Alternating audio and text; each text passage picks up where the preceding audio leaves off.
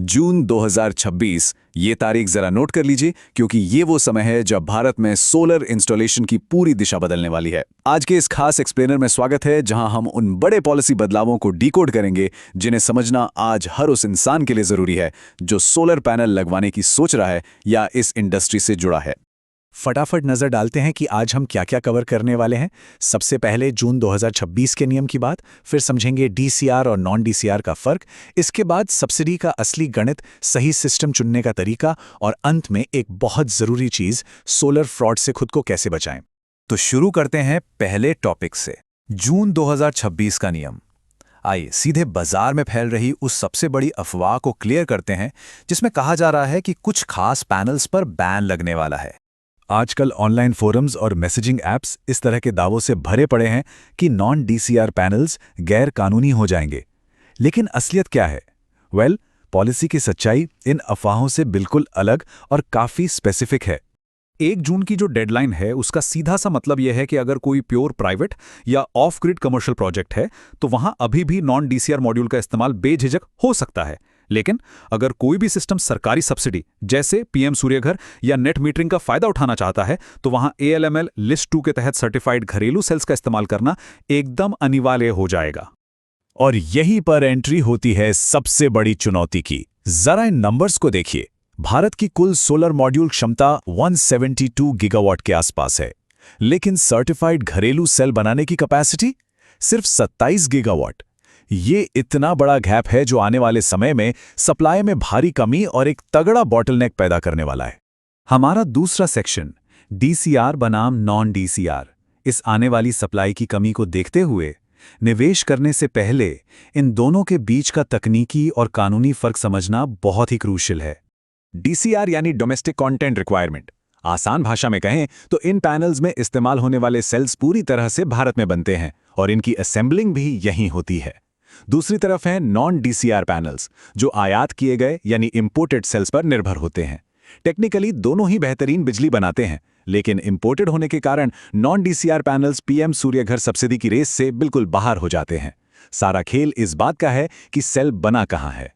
तीसरा हिस्सा, सब्सिडी का गणित।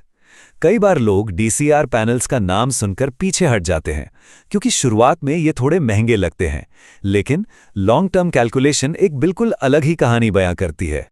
ये गणित देखिए, ये बहुत ही शानदार तरीके से चीजें साफ कर देता है। एक 3 किलोवाट का डीसीआर सिस्टम पूरे 78,000 रुपए की सरकारी सब्सिडी के लिए क्वालिफाई करता है। इस सब्सिडी के बाद इसका नेट खर्च एक नॉन डीसीआर सिस्टम के मुकाबले काफी कम हो जाता है, जिसे सरकार से कोई सपोर्ट नहीं मिलता। सीधे 53,000 रुपए की बचत, यानी फ्रंट एंड पर थोड़ा ज्यादा देकर बैक एंड पर भारी फायदा।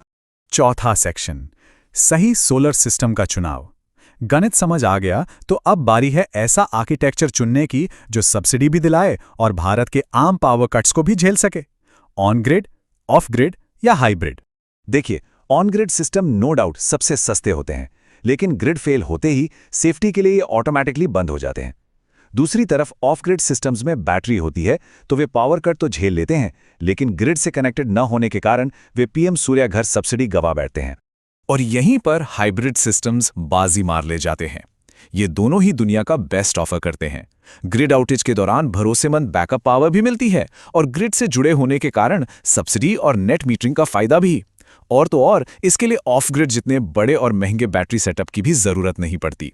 2026 के लिए ये टॉप चॉइस क्यों है, ये एकदम साफ है। अब एक और काफी दिलचस्प बात।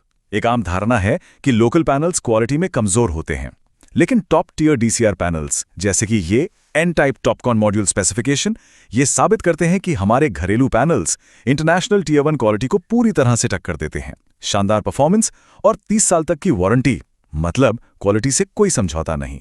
पांचवां और हमारा आखिरी सेक्शन, सोलर स्कैम से बचाओ। ये हिस्सा शायद सबसे जरूरी है, क्योंकि निवेश चाहे जितना भी अच्छा हो, उसे सुरक्षित रखना सबसे पहली प्राथमिकता होनी चाहिए। जैसे जैसे जून की डेडलाइन पास आ रही है और सर्टिफाइड सेल्स की सप्लाई कम है, बाजार में फ्रॉड के मामले बढ़ गए हैं, जहां लोग सस्ते इंपोर्टेड पैनल्स चिपका देते हैं।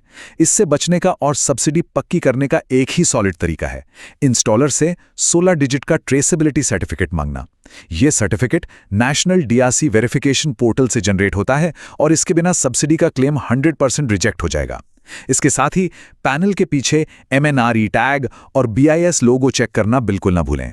तो अब हम इस एक्सप्लेनर के आखिर में आ गए हैं और सोचने वाली बात यह है कि 1 जून का मैंडेट बस सर पर है और सर्टिफाइड डोमेस्टिक सेल्स की सप्लाई का बॉटलनेक एकदम साफ दिखाई दे रहा है।